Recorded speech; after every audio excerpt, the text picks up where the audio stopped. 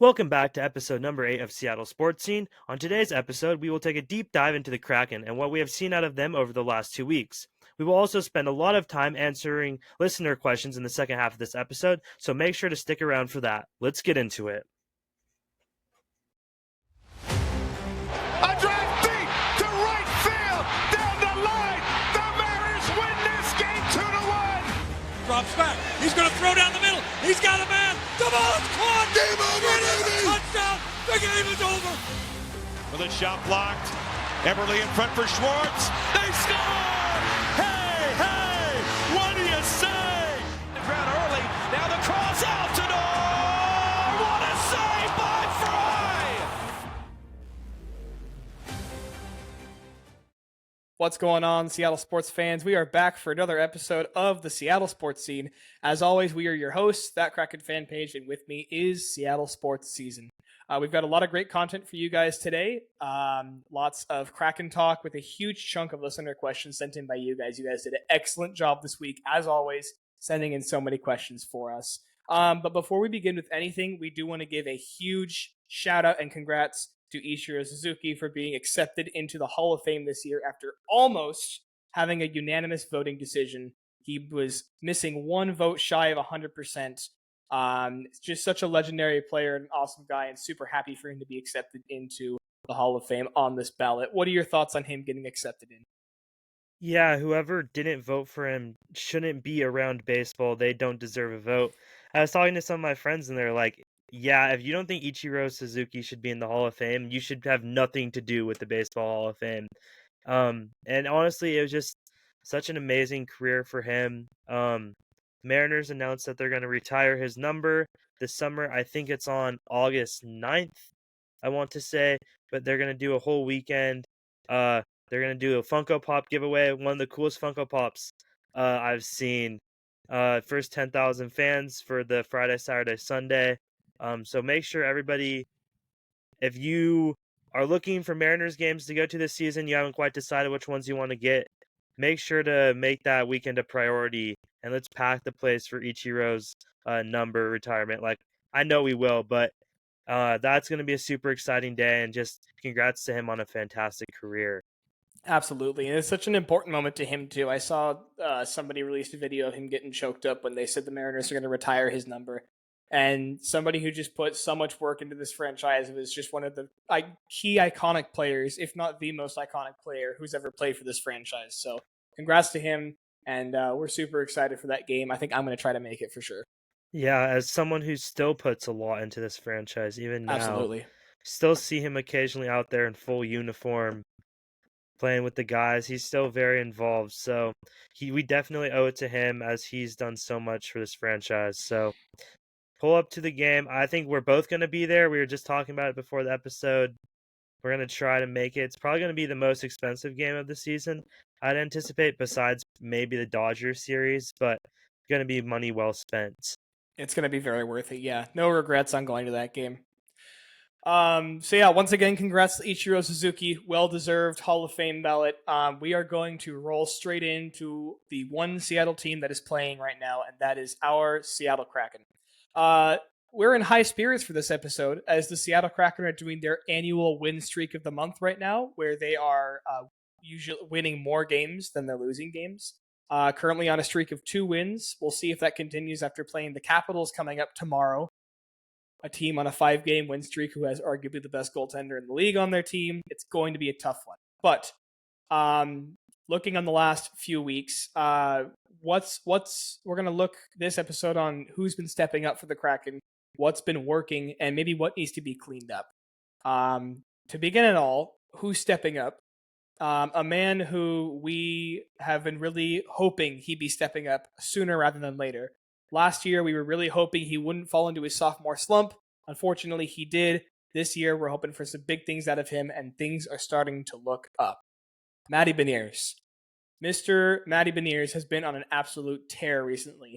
Between being in the right places at the right time, his shots are becoming more and more accurate, and his passing is very effective for the team right now.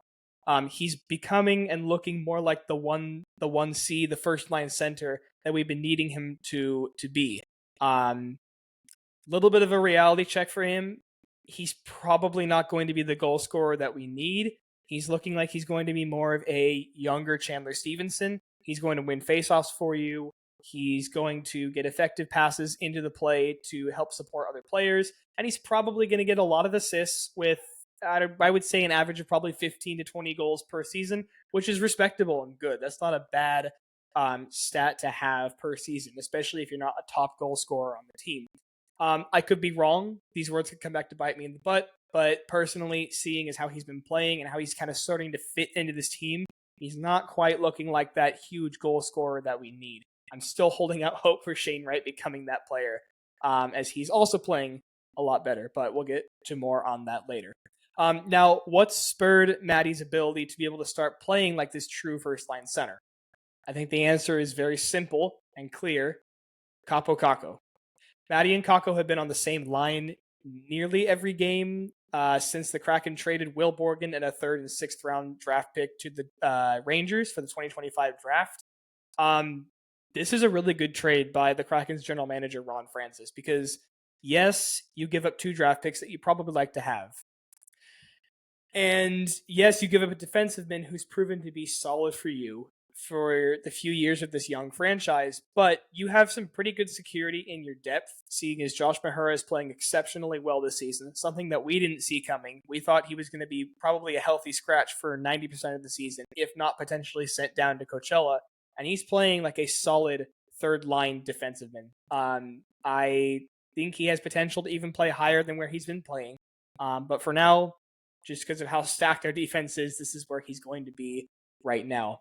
But your depth is totally built up with players like Cale Fleury, who I think could potentially be on this team right now, if not for Josh Mahura just outperforming him, as far as we've seen. But you've got Cale Fleury, you've got Gustav Olofsson, both being solid options for the team, who are both playing well in Coachella right now, and you've got a young Ville Ottavainen who's looking very promising at the AHL level right now and should be good to go in Seattle in the next year or two. I'm super excited for him. He is playing such good defense down there. While he's not always getting on the score sheet, he's always blocking shots. He's always getting the puck out of the zone when he needs to, and he's just got really good hands for defensemen, so I'm very excited to see him play in Seattle soon. But moving back to Capo Caco, he was drafted 2nd overall in the 2019 draft and never really panned out for the Rangers like they wanted him to, hence the trade to Seattle. Other than having a 40-point season in 2022 when he had 18 goals and 22 assists in all 82 games played. Caco's his aggression in the ozone with his strong net front presence has really boosted the Kraken's offense in something that they've desperately needed. It's also encouraging other players to play in that same way. If you've been watching the games and noticing Jared McCann and Andrei Burakovsky in particular, as well as Matty Beniers, have played noticeably closer to the net since this trade and have even gotten a few goals in that high danger goalie crease spot. And it's really helping this offense to start to work. It's really encouraging these players to start to play in different ways that may not be their strong suit, but they work with the way that this offense works. More net front presence is what this offense has needed. So bringing Capo Caco in to provide that support and being a player who will give you that net front presence, who will give you those screens, who will give you the up close passes or shots on net is really helping this offense thrive. Capo's been noticed around the league as a player who's on a hot streak right now, sitting at 4 goals, 9 assists, and 13 points in 15 games played since being traded to Seattle. And it's also worth noting that since Caco's arrival to the team, Jaden Schwartz has netted 8 goals, and Caco has assisted on 5 of those 8 goals. And Schwartz is now the team's leader in goals. And while, yes, 5 of those 8 goals do come in that Buffalo Sabres game where you score 6 goals. Caco assists all 3 of Jaden Schwartz's hat trick goals, including the empty net where he hustled and got past 2 Sabres defenders to get the puck across to Schwartz in a very unselfish play because he had a shot on net himself to give Schwartz the puck to net in the empty net for the hat trick. So yeah, Capo Caco's been awesome for this team. It's been something that this team really needs, and it's been a really great move by Ron Francis. What do you think about Capo Caco, Matty Beniers, Jaden Schwartz, how these guys have been playing on this line together, which has been arguably the best line on the team, even better than the fourth line, seeing as they're actually putting in goals and helping each other with assists? I think you might have your mic turned off right now because you're not coming through at the moment. I still don't hear you. We'll give you just a minute. There we go. I can hear you. Yeah, there you go. It muted on my computer, and then it also muted on my mic. So I didn't know which Technical one we were difficulties on there. continue to strike the Seattle Sports Scene podcast, but we transverse through them. So go ahead. What were your thoughts on that? But I was going to say, this just reminds me a lot of what the Mariners need to do with Julio Rodriguez. I think some of the issues that we saw out of Matty Beniers are very similar to issues that we've seen with Julio in the past. Just in the fact that there's so much pressure on a player who's so young. Both Matty and Julio are still under the age of 25. Like, these are players that have extreme amounts of talent, but the pressure to produce, and for Matty Beniers, the pressure to produce that same that he did his rookie season, where he scored 23 goals and had 33 assists and almost had 60 points. Same with Julio after winning Rookie of the Year. But for the Kraken, I think they found what Matty Beniers exactly what he needed. And it just took a little bit of experimenting to figure out and eventually find a player that was going to pair really well. And for me, I'm kind of hoping that the Mariners, they're going to find that player for Julio. I think that player could be Randy Arozarena, just like looking like just the vibes between the two of them playing in the outfield together. It's very similar to, like, I feel like what the Kraken did with Matty. So just a little cross thought on what I was seeing between Matty Beniers and Capo Caco. And yeah, what Julio also needs is somebody who can also share some of those hits with him. I think lineup protection. Exactly. And we've seen at the end of the season, he'll start to heat up, especially after the elimination process for the Mariners has already happened. And it's because all that pressure is lifted off of him. He's not feeling like, I have to carry this team into the playoffs. He's like, we're not in. Now I'm just going to play how I play. And if I do bad, it's not going to matter. If I play well, it's going to give something for the fans to see, but also it's not going to affect our standings or anything playoff-wise. So you need somebody to be able to come in and give Julio those hits to be able to take some pressure off of him. Just like for Matty, I think Jaden Schwartz netting some goals is helping with his pressure a lot. And like I've said on this podcast, and if you follow me on Instagram, I said this many times, the Kraken need players whose job is to come in and to support other players. This is what, Chandler Stevenson was supposed to do, and he's kind of doing, but he's not playing on the same line with Matty, and really hasn't been on the same line with Matty. I think Chandler Stevenson's experience, too, is very similar to, like, Sprong being in Coachella Valley right now. His experience is a lot higher and different than Matty's, and so he's trying to make more advanced plays, while Matty's doing a good job trying to react to them, but it's not always panning out and connecting.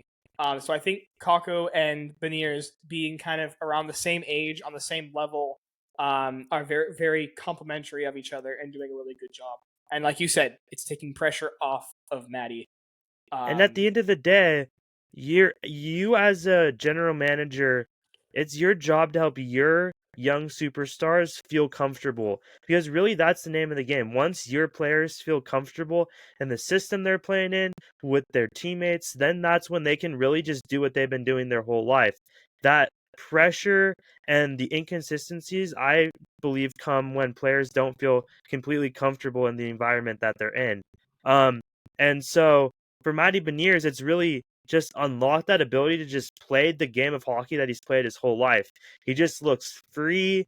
He looks comfortable. He's knows where he's supposed to be. He can slide into places that he's like supposed to be in. Like yesterday on the power play goal, where he got the puck, he spun it around, he got the puck back, and he was just right there ready with his slap shot, which is exactly what the shot you want Matty Beniers taking. And it looked like that was a play where he was so comfortable in that environment. And so I feel like the Kraken did a really good job of going out and finding that player. And it's just something that I can hope the Mariners do with Julio, because I honestly feel like a lot of the pressure was honestly put on him by front office by at least last season, eliminating so much of the veteran presence that we had in our locker room and expecting Julio to be a leader, which is not unfair because you're paying him a lot of money, but also the kid's still super young, and you need the players around him so that when stuff starts to go south, he can still feel comfortable, which is why I was really hoping they'd get Carlos Santana, because Carlos Santana is like a big brother to Julio. They're really good buddies. Unfortunately, the Mariners weren't able to get that one done, not because of a lack of trying, but Carlos Santana ended up just choosing to play in Cleveland, which is okay. But yeah, props to the Kraken, props to Ron Francis for going out and getting what he needed and identifying that talent. Yeah, absolutely. And it helps with whenever I have to give the argument of why I think Ron Francis is doing a good job as a GM and why he has done a good job, because there's a lot of questions flying around about who's more on the hot seat, Dan Biles or Ron Francis. I'm not going to answer that right now. I have some thoughts on that later, but Ron Francis has done a good job bringing in talent to help this team. There's been very few times where we've made a trade and I was like, that did not work out. Tomas Tatar last year is one of those players. Brought him in. He was supposed to be a Chandler Stevenson. He did great by himself, but did not help out the team very much. So like obviously that was a bit of a flop, but you didn't give up that much for him. And I'm totally okay and fine with the way that Francis has been acquiring players. And a lot of people are frustrated with his contract signings of like Burakovsky and Gord and Tanev and Gruby in the expansion draft. But I always have to keep reminding people that Grubauer is coming off of 2 seasons where he was a Vezina Trophy candidate. So when we got him, we thought it was a steal. In fact, most of the league was like, the Avalanche are idiots. They did not protect Philip Grubauer from the expansion draft, and now the Kraken. Between the Martin Jones and Grubauer, we were supposed to have one of the best goalie tandems in the league. Obviously, it didn't pan out that way, unfortunately, but Burakovsky was coming off of multiple 20-goal seasons.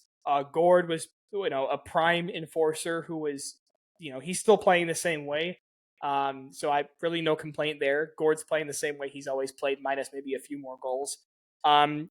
Tanev each season has gone down in production, but he's been playing about the same as he's always played. I would just love to see some more goals out of him. But he keeps producing more and more as seasons go on. But all in all, I think Francis has done a very good job with the expansion draft when we joined the league and with trades and acquiring players throughout the seasons. Let's see. Going to back to those line pairings really quick. I have the Seattle lineup for when we played on the 20th against Buffalo. As I mentioned before, it was Beniers, Kakko, and Schwartz playing on that first line. I love that first line pairing combination. I feel a little bit bad for Shane Wright for 2 reasons. One, I don't think he's been able to find his line mates yet. I think he could fit very well with Kakko, but you do not want to pull apart that Beniers, Schwartz, Kakko line with how they've been producing. On top of this, he's not getting very much ice time, and I have more thoughts on that later. But he's not getting very much ice time, which frustrates me a lot. But his pairings are difficult right now. Like pairing him with Ellie Tolvanen and Jared McCann, neither of those players is going to support him very much. Both are trying to be goal scorers, not assisters. So you're making Shane Wright the assister there, and he's doing a good job at it. But I think you need to be giving Shane Wright more opportunities and especially more ice time.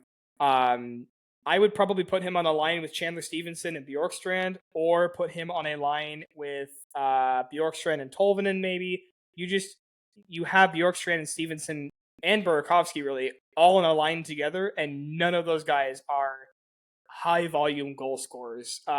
Bjorkstrand being the highest on the team right now, and he's only sitting at like 13 goals or something. 13 goals, 18 assists for right now. So I'd love to see Shane Wright get moved around to a line where he can be somebody who's supposed to be the primary goal scorer and not the assisting player.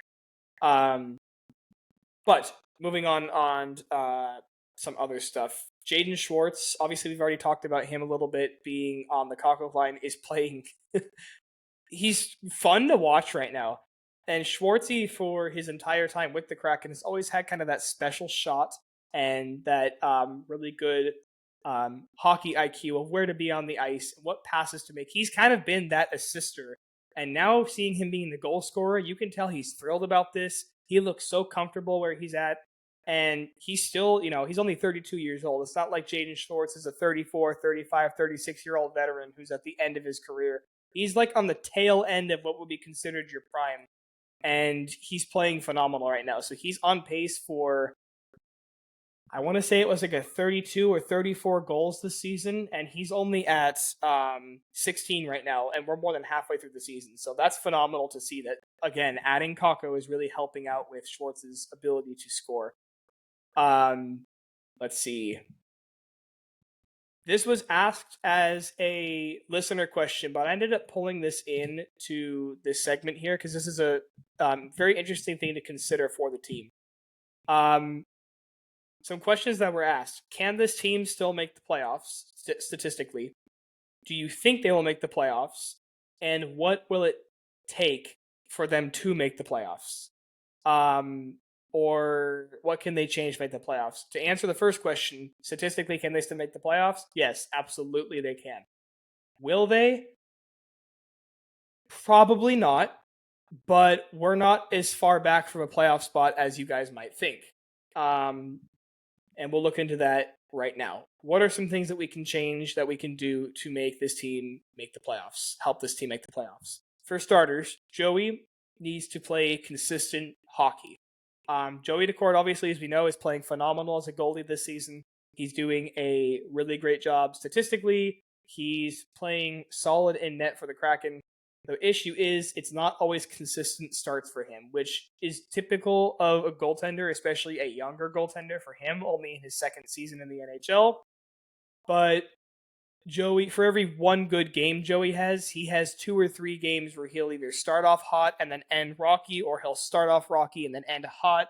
And obviously sometimes that could be accredited to the defense and the rest of the team not playing well.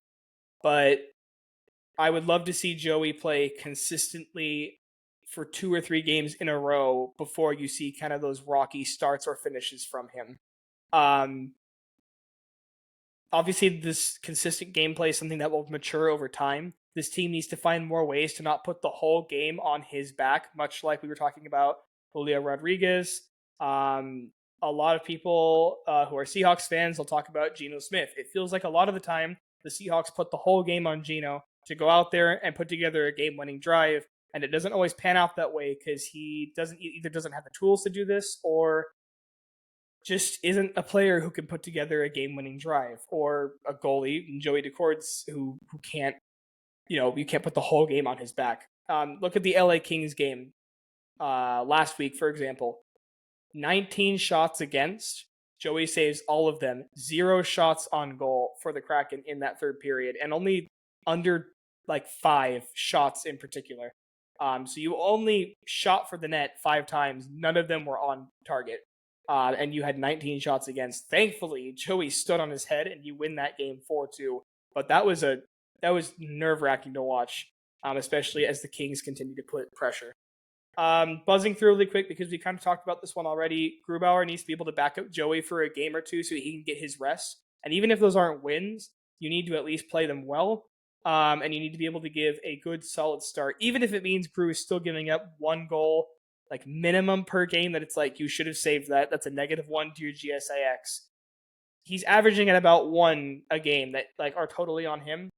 Grubauer doesn't fit in this structure very much with this defense, especially with how bad the defense is playing. And I think that's been his biggest problem. But if we can get some if we can get some good backup starts from him, that'll take a lot of pressure off of Joey to not have to start 5 games in a row, then get 1 game off, and then play 3 games in a row, and then we have a back-to-back, and he can only play the 3 in a row, then Brew has to play the 4th game, and and so on. The defense needs to be cleaning up on playing some good, clean hockey. Fewer penalty minutes from our offensive players playing defense, from the defense itself. Also, tighter coverage, and don't allow players to get lost in the O-zone, which is something that our offensive players struggle with quite often. Jared McCann is one of them. Eli Tolvanen, unfortunately, is one of them. Andre Burakovsky, even Capo Caco a little bit. They all struggle with letting players just get lost in front of the net or on the other side of the ice, especially on power plays. And you give no chance for your goalies to be able to make a save. I already talked about this. The Kako, Matty, Schwartz line needs to continue to produce. Obviously, if we're going to make a push for the playoffs, that line needs to continue to give me assists and goals. Lastly, personally, I think a trade needs to happen to make the playoffs. You can either do a high-end trade or a low-end trade. 4 players, in my opinion, that could get moved and probably should get moved, being Burakovsky, Gord, Tanev, and Bjorkstrand. You can move Gord and or Tanev for a small piece to add to the team, and maybe a pick or two could be an option. Or you can move Berkey and or Bjorkstrand, not to get confused with the players, for a bigger piece to help you win now. So if we're going to buy, I expect that 2 of these 4 players are probably going to get traded so that we can get a piece to help us now. If we're going to sell, I imagine probably 3 of these 4 players go, or 2 of these 4 players go to bring in draft picks and players that might help us.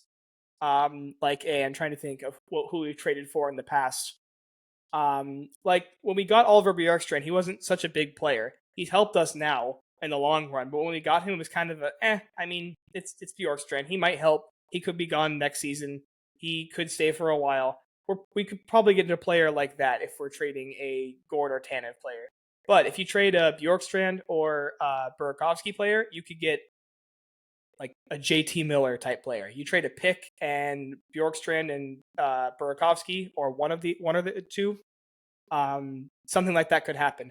And no, I'm not saying the Kraken are going to get JT Miller. I know there's trade rumors around him right now. I almost guarantee you that the Canucks are not going to trade one of their best players to a division rival. But a player like him who has some trade rumors around him right now, for sure. Before I get into my last thing, what are your thoughts so far on this playoff push and kind of what we could be doing and need to do to make that playoff push? For me, like the biggest thing you can't do is you cannot go on another losing streak. You are one losing streak away from essentially being out of it. Like right now you sit 6 points back. And for me it kind of comes down to the next 9 games, right until the All-Star break. The 9 games, you play 3 of the best teams in the NHL against Washington. You have to play Toronto and you have to play Edmonton. So those are going to be tough games. However, the other 6 games, Pittsburgh, Anaheim, San Jose, Detroit, and 2 against Calgary, the team that you're trying to catch. So out of those 9 games, honestly, as crazy as it sounds, I feel like you got to win 6 of those 9. Like, no excuses. You can grab one of those against the top teams. Hopefully you can grab one either at home against Washington or at home against Toronto. You can get 2 points there. And then you can lose the one at Edmonton. And then you have to I feel like you have to take both games against Calgary, one at home, one on the road. And I know that's a team that I'm pretty sure we've struggled against them, historically. We haven't played very well against Calgary, especially on the road. You have to, at the minimum of the next 12 games, you need to win probably 6 or 7 of them, and then you have to have 1 or 2 losses be an overtime loss. You need to at least take 1 point out of these losses. You can't have, especially if you can win one of the games against those top 3 and get an overtime loss against one of those, you're going to put yourself in a really good position. But we cannot drop more games to the Sharks and the Nope. Ducks Nope. and Detroit. Like, those are teams that are awful. I mean, comparatively, we kind of have the same amount of points as some of them, but we don't want to talk about that too much.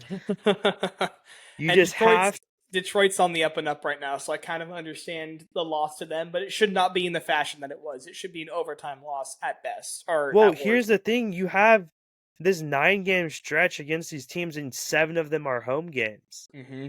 Like, Mm-hmm. you have a chance right now to define your season, to try and get back into it, or just keep being what you've been as a mediocre hockey team who likes to win 2 and then lose 4 and then win 1, lose 1, and like, I don't know. That's And my thoughts. how you do over the next 9 games is going to determine whether you buy or sell at the deadline coming up in a month.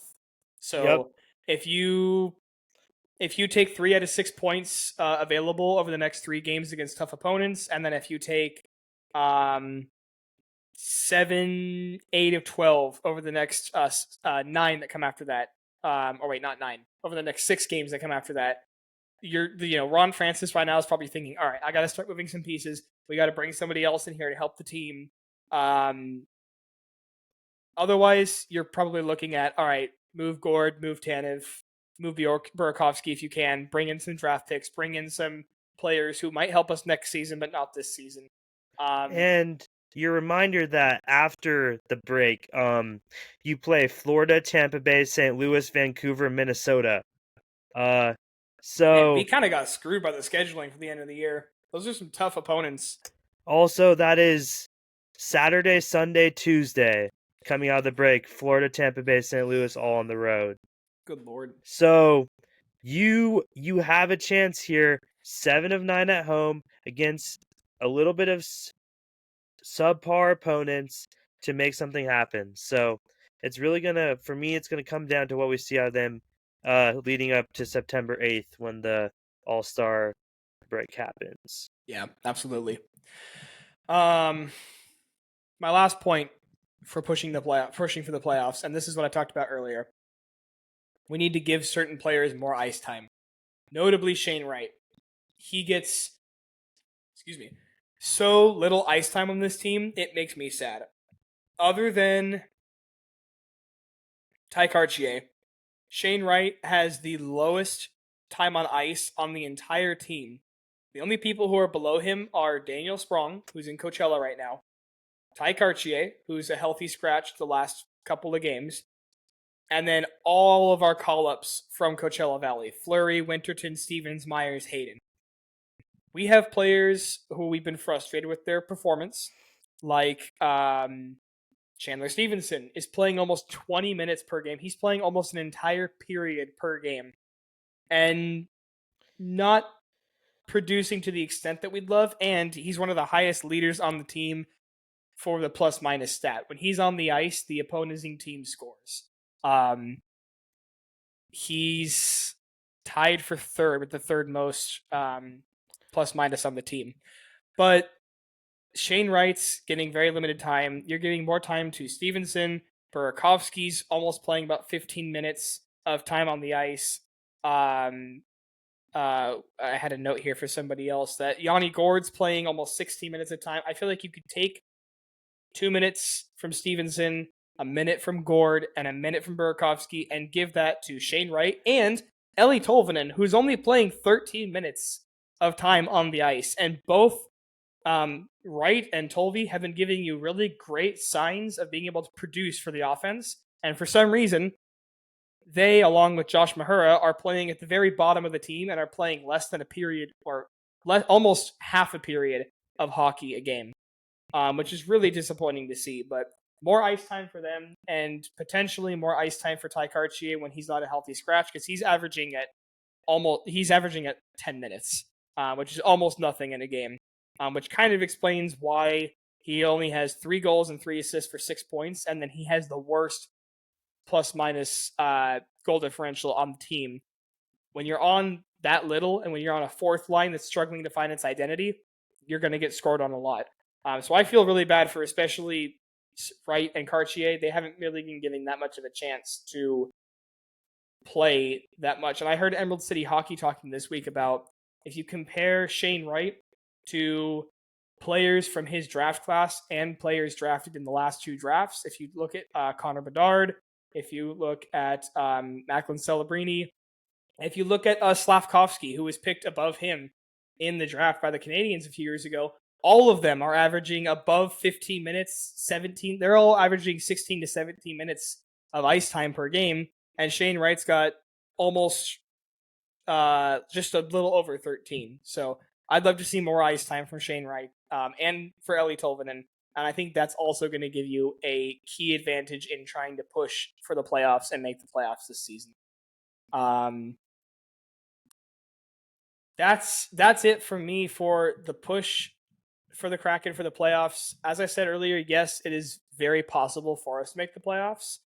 If you look at the standings right now in our for the wild card, we are in the 6th slot. You need to be in the top 2 to make the wild card. We're behind Utah by a game. We're behind St. Louis by a game and a half. And we are behind Vancouver by 2.5 games. Our playoff spot, the Calgary Flames, and as you mentioned, we're going to be playing them twice coming up soon. So this is a huge opportunity for us to try to prevent them from moving up and for us to move up. You're only behind by 3 games for a playoff spot, which is insane to think about. That this Kraken team, with how frustrated we've been with how they've been playing, with how inconsistently they've been playing, and the fact that they're below 500 and we're only 3 games out of the playoff spot right now, is insane to think about. So we've already talked about it, so I'm not going to go into huge depth about it. But yes, consistent gameplay, stop losing in streaks. One more bad loss streak and your season's probably over, because we're probably going to catch Utah. We're probably going to catch Vancouver, who's falling apart and having the worst goaltending issues in the league right now, or most declining goaltending issues in the league right now. The teams to catch and beat is going to be the Flames, and it's going to be the Blues. The Blues are on the up and up right now, and the Flames obviously have been holding that second wild card spot for most of the season. So if you can catch both of them, you got a chance at a playoff spot only 3 games out. Yeah. Any final thoughts from you on that? No, not really. You get you're 3 games back of Calgary, and you get 2 direct head-to-heads in the next 2 weeks. So go get it. Yeah. All right, that's all I've got from the Kraken this week. Big game tomorrow against the Capitals. Going to be playing Ovechkin and Logan Thompson, who is arguably playing better than Connor Hellebuyck this year, but no one's really talking about it. So it's going to be a roller coaster of a game, and hopefully we can pull out a huge upset to continue to stay in that win column. Yeah. So that's really, since the Kraken are the only team in season right now, that's really all that we have to talk about for current day stuff. So with that, I think we're just gonna get into listener questions. I'll start with with a Mariners question. Do you think that there is a chance that Pete Alonso plays in the Mariners jersey next season? I think the longer that this goes on, the higher chance it is that the Mariners have a chance, because eventually he's going to have to sign with someone. And so the longer this market kind of draws out, and eventually he's probably going to have to settle for something that he wasn't exactly looking for at the beginning of free agency. And I think that would favor the Mariners' chance more. It is true that there's not a lot of teams right now that need a first baseman, but I don't think the Mariners are going to get Pete Alonso, just because the front office has openly said that Donovan Solano is going to be playing first majority of the time. They don't really have any plans of playing him at second. I think they basically are blocking out second for Bliss or Cole Young. And so because of the Solano signing, I think that tells us all we need to know about Pete Alonso. However, that doesn't mean one can't hope. You can always hope that the Mariners go out and sign Pete Alonso, but so is there a chance? Yes. Do I think it's probable? No. What are your thoughts on that? Yeah, purely just based off of the fact that the Mariners just aren't the kind of team to go out and sign a big player like that. And also, like you said, the front office just basically saying that Solano playing first is kind of, to me, just saying that's got to be your first base. It would be a very Mariners move to just do that and move on from it. Yeah. This is kind of a fun one. I'll answer. We had a Sounders question. Expectations for the Sounders this upcoming season. Do your expectations significantly change with the new additions, or would you have liked more? I think that the Sounders. I've seen some people talking online how they're pretty disappointed with the Sounders and how they would have loved for us to go out and get a big signing, and I would have agreed with that. However, the Sounders, they didn't go out and do anything that like pushes me over the edge. However, they did more than enough to compete once again. And Brian Schmetzer kind of talked about that. On the first day of training, he had a press conference right after they finished their first session, and he was just talking about how their goal is to beat LAFC and to beat LA Galaxy. Those are the two teams that eliminated you from every single tournament that you played in the last season. You either ended your cup run with the LA Galaxy or you ended it with with LAFC. And so he was talking about what are ways we looked. He said they went back in the film and they looked at ways that they needed to improve against some of those teams specifically. And he said they were maybe one tap in away from beating the Galaxy and a few counterattacks away from beating LAFC. So they looked at that. They thought, what players are going to help us score goals? And I think Jesus Ferreira was a great signing for what they needed. Like we kind of talked about in the last episode, he's just a clinical finisher. He doesn't have an insane amount of like creation. Like a lot of his goals that he's scored in MLS aren't like he's making people miss or he's like really like super creative on the ball, but he is really good at making fantastic runs, and when he gets the ball on his foot in the box, he's going to put it in the back of the net. So, when you're playing a team like LAFC where you're only going to get a few chances a game, that's what you need to do. When you play a team like the Galaxy, when you get that one chance, you can't miss it, and that's what Jesus Ferreira is going to give you. So for me, I think the expectations are very similar. The expectation for this team every year is that you're going to go out and win a trophy. And this year you have tons of opportunities to win a trophy. Obviously, the main goal is to win CONCACAF Champions Cup. They changed it, I believe. It's now the CONCACAF Champions Cup. But that's the main goal. That's the one that you need to be focused on the most. But then also you want to obviously win MLS Cup. And if you can compete in Open Cup and Leagues Cup, then those are going to be good competition as well. But for me, the expectation for this club is to compete to win the MLS Cup and to compete to win the CONCACAF Champions Cup. So I think the other part of this is that the Sounders are going to play so many games this season, especially if they go deep in some of these tournaments. Like, you are going to be playing 2 games a week for a lot of weeks throughout the summer specifically. And so for me, these moves for the Sounders, more than anything, they're honestly depth moves. Like Paul Arriola, he's kind of older, but that's a guy that you feel perfectly comfortable throwing in there on a starting lineup on a Wednesday night in an MLS game after you just played a tournament game over the weekend and you just need to go out there and get points. You chuck Paul Arriola in there and he's going to hold down the fort. Like, that's what they need. They need a bunch of different guys that you feel comfortable throwing into the starting lineup so that when you have to play some of these midweek games, you're not just tossing in the towel and holding out for your tournament games over the weekend. So for me, I think the Sounders did what they needed to do. Did it blow me away? No. But am I still extremely excited about the possibility of what we could accomplish next season? Absolutely.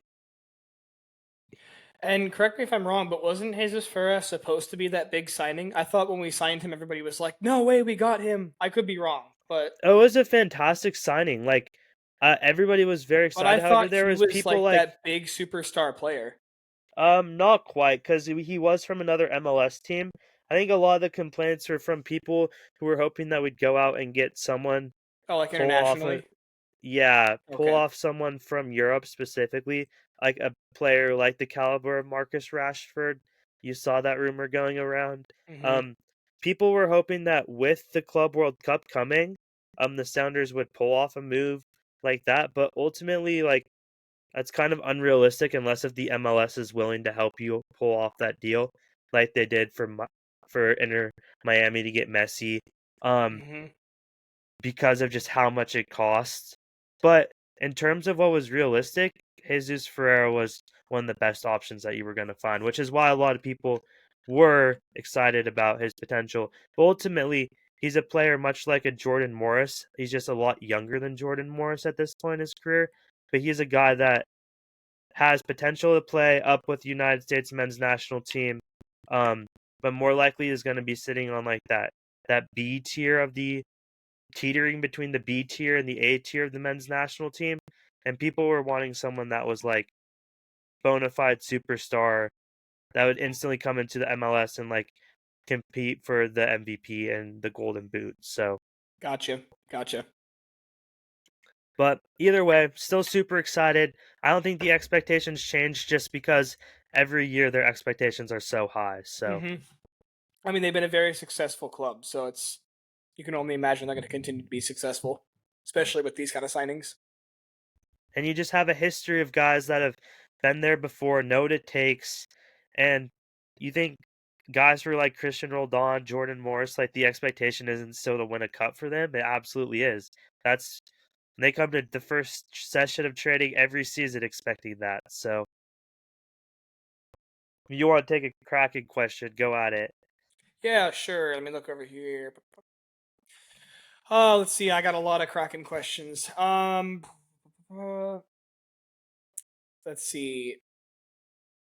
Kind of already answered that one. One of the questions is, what will the Kraken do at the deadline? Personally, I think we're going to end up selling.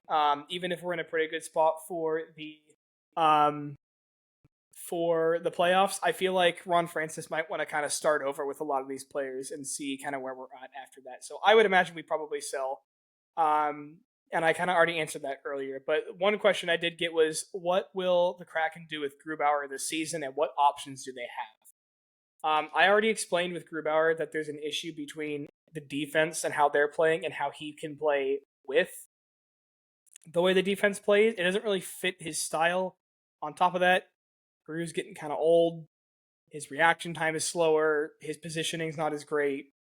Um, what will we do with this season? I think Gru's contract is going to get bought out at the end of the season. So we will still be paying a portion of his contract for the remainder of what would have been his contract, but he will no longer be on this team. So that's what I think we're going to do. Our other options, other than buying out, is sending him down to Coachella, which I guarantee you he will probably clear waivers.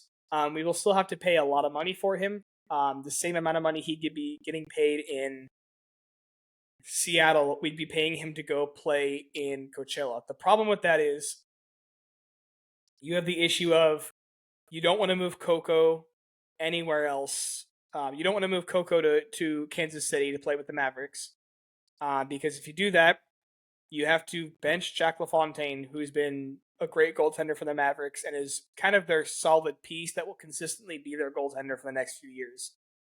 Or you have to bench Victor Ostman, who is a prospect below Nico Coco, um, who you don't want to harm his development. You don't want to slow him down or stop him at all. And you can't really move Alex Steska anywhere. So we could do that. It would create a whole bunch of problems. The most likely thing you do is just send Steska down to Kansas City and then bench LaFontaine. But it's kind of a weird situation for the Kraken. And I wouldn't advise that they do it. Your other problem is you don't have a backup goaltender for Joey. So then you'd be struck with the issue of having to call up Steska, and we know that would not go well. Steska is losing his job in Coachella Valley in the AHL level, and I don't think there's any way he's going to be able to play at an NHL level right now. The other option is to just stick with Brew for the rest of his contract, which is, I think, the second most likely option the Kraken can do. While I don't really want them to do it, even though I love Gruby and I think he's still got a little left in him, I just don't think this team works out well for him. I think it would be best for the team if they bought out his contract at the end of the year, and kind of parted ways from there. What are your thoughts on Grubauer? What do you think that they'll end up doing with him with those options? I don't know. I think he probably ends up just staying. Mm-hmm. There's just not a lot you can do with him. Your other option is to trade him, but nobody's going to trade for Grubauer. And to pay him that much money to go down to Coachella Valley is just not beneficial at all. So I think ultimately you're just kind of in a stalemate, and he doesn't really have anywhere to go but to stay. So yeah, absolutely. Do you want to take another question? Then I can take another. yeah. This is a fun question. Favorite current Mariners pitcher. I think all things considered, I'm considering like skill, just the type of pitcher, swagger, everything considered. I think that Bryce Miller is probably my favorite current Mariners pitcher. Just the way that he like carries himself. He's a hilarious guy off the field. For those of you that like keep up with the Mariners social media channels, like he's always doing stuff. He's just a funny guy. He carries himself about with like a certain swagger. And just I love the way that he attacks when he goes out and he pitches. His splitter was just disgusting last season. His fastball, I have really high expectations for him this next season. But obviously, I love all of the Mariners pitchers and the guys in the bullpen. I don't think there's really a wrong answer you can go with here, but for me, I think it's Bryce Miller. I have to agree in terms of swagger and just how he plays. If I had to pick who my favorite is in terms of like their pitching and their skill, it's probably Brian Wu for me. I really like Brian Wu, and I think he has the potential to be like the second pitcher in the rotation behind Logan Gilbert. But I love Wu and Bryce Miller a lot. And I love all the pitchers, really. I love a lot of our bullpen pitchers, too. Taylor Saucedo is awesome. I will never forget last season when he was injured. He was streaming Call of Duty, and he had the game pulled up to the side. He was watching, and we won in like the ninth inning or something. Julio had to clutch it. He was like, "That's what you do. You don't play in 1 inning. You don't play in 2 innings. You don't play 3 innings. You play 9 innings." And I will never forget that moment. It was hilarious, especially when people compared it to Pete Carroll's. Can you win in the first quarter? No. Yeah. Really, really good players that this team has with lots of energy. But yeah, I think those two would be my selection for pitchers.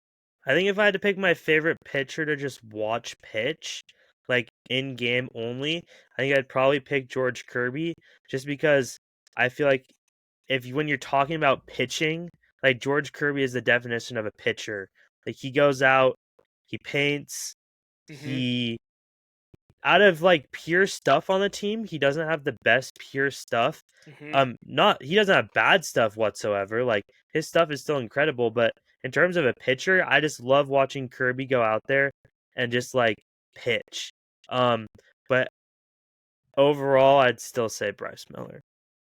I also think throwing one more pitcher in there, I also absolutely love Matt Brash. I am so excited for him to come back this season. But I loved his stuff 2 years ago when he was playing. I think he's going to be super awesome for Munoz to not have so much pressure on him as the closer. I think he could come in as a backup closer a couple of times, and I think he could set up Munoz really well for success 90% of the time. Yeah, a lot of people I've talked to who are fresher than Mariners haven't signed an arm.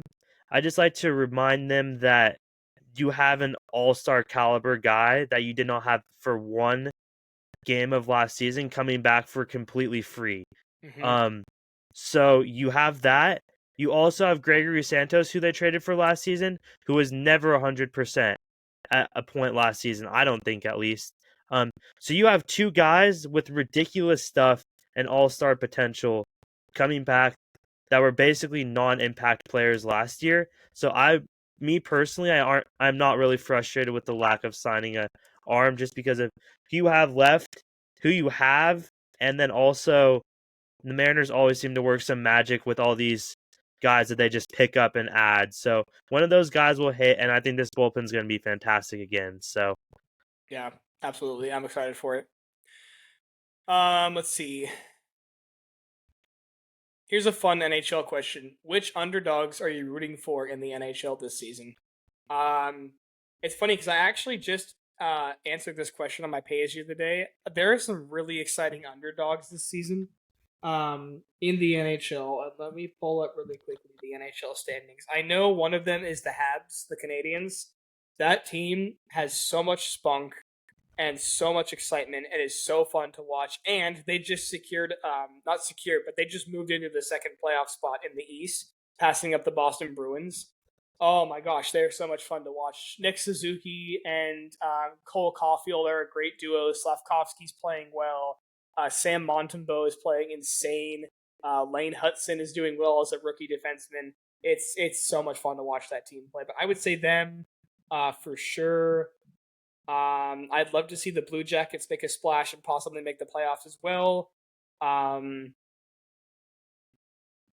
would probably say the Red Wings also. They're not in a great spot to make the playoffs, but they have a new coach in Tom McClellan, and I think have a good opportunity to pass up at least Pittsburgh, Philadelphia, and New York, and get at least and Boston, and at least be a bubble team right behind Columbus and Montreal and Ottawa. So those would probably be my picks. They're all Eastern Conference. I don't feel like I can pick any other teams from the West, seeing as like we are an underdog trying to get there. Although I have to say it would be cool to see the Blues back in the playoffs. They're a very fun playoff team, and they haven't been able to be back there for quite some time. I know they'd love to make a splash in the playoffs again. yeah, living in Utah, I'm a little bit of a Utah Hockey Club fan. I just went to my first game a few days ago. So obviously, if Utah, obviously Kraken in direct contention with Utah, I can't really root for them that much, but I do enjoy keeping up with them. But other than that, I'd rooting for the Canadians as well. So all the teams in the West are just so hateable. And also not that like fun to watch. Like nobody's really enjoying watching the Predators right now, seeing as how bad they are. The Blues continue to struggle, and their fan base kind of feels out of it right now. That's why I kind of sort of want them to make the playoffs, because I think it would wake up that fan base a little bit, because they all are kind of just in despair right now. I can't admit to liking watching Flames hockey. They're like my second least favorite team in the league. Definitely one of my least favorite teams in our division.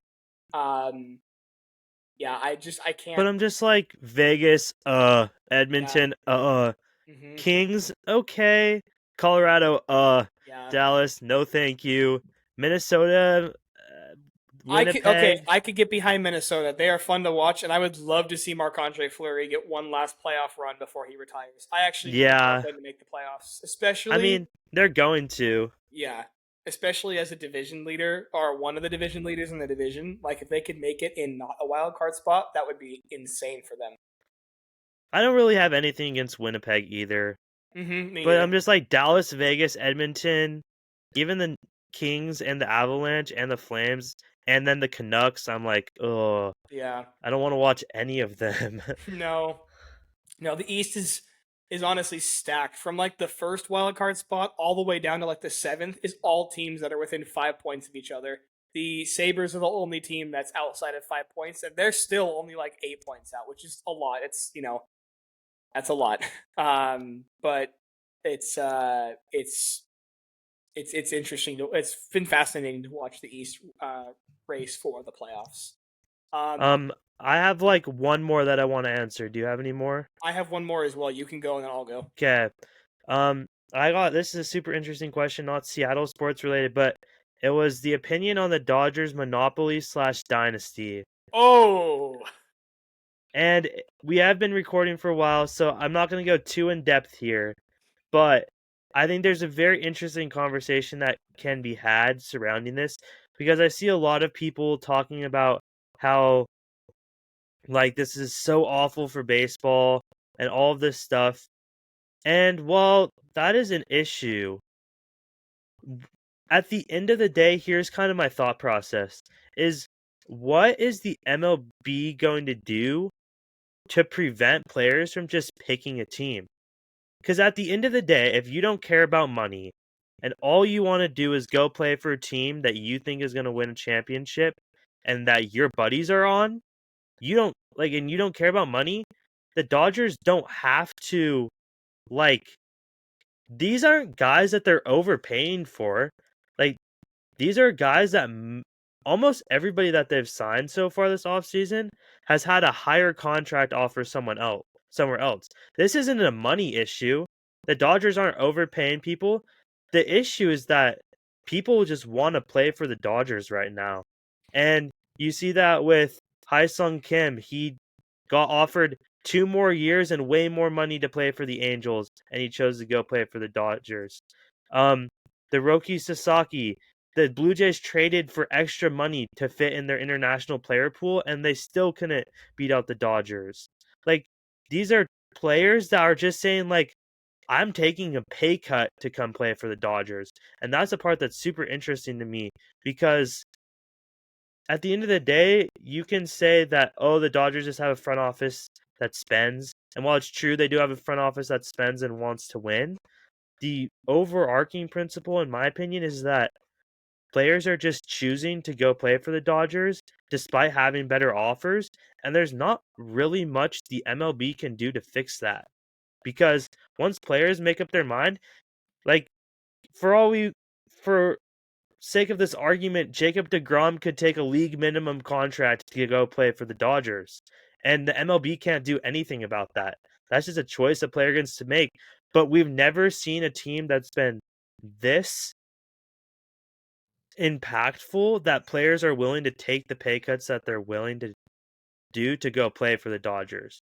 The Dodgers are still paying these guys money, and I will say that the deferred contracts is probably something that's going to need to be worked out and have some rules applied in the future from the MLB. That's really the one thing that the MLB could do to kind of make this situation different. But at the end of the day, like, you can't stop players if they want to go to a team in free agency. That's my thoughts, at least. I see where you're coming from, and I agree with a good amount of it.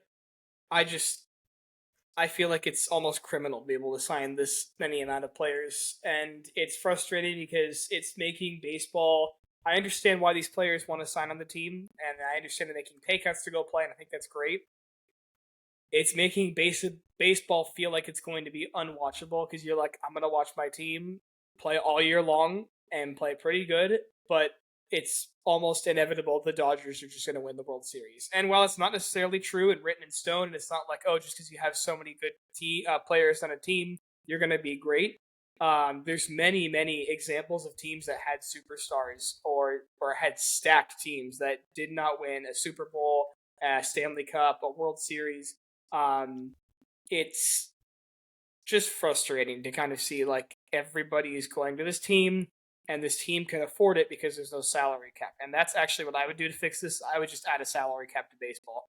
That opens up a whole other conversation though and changes the sport quite a bit. So I don't know if I'd necessarily say like it needs to be or should be, but that's I think how you fix this issue. The other thing is, like you said, the Dodgers owners are just spenders. And as Mariners fans, we don't know what spending means. We only know cheap.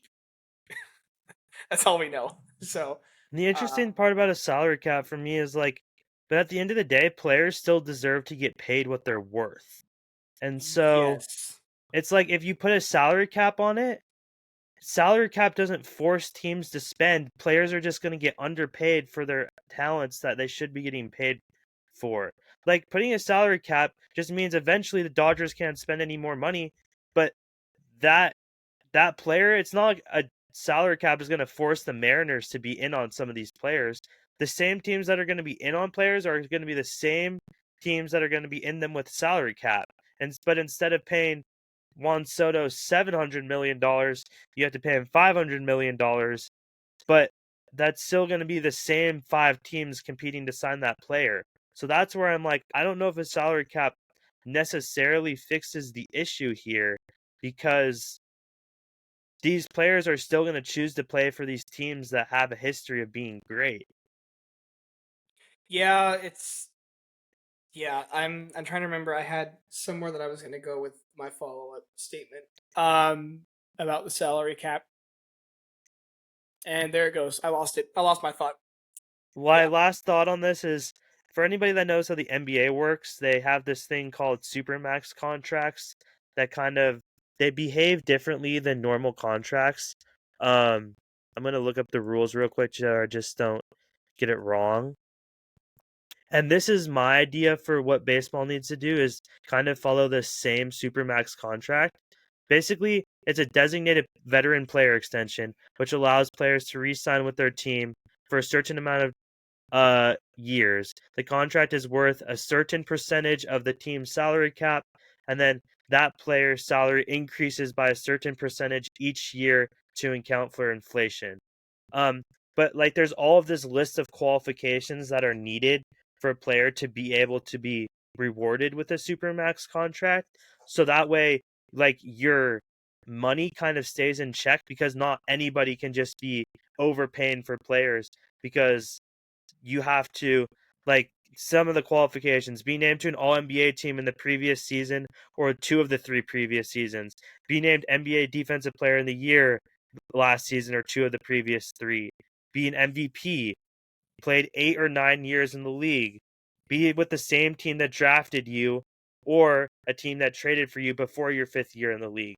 So it's just like this cool, it wouldn't work directly with the MLB, but it is a cool idea of something that the MLB could kind of look into and trying to address this problem. Yeah. I was gonna say, and I remember what I was gonna say. I don't.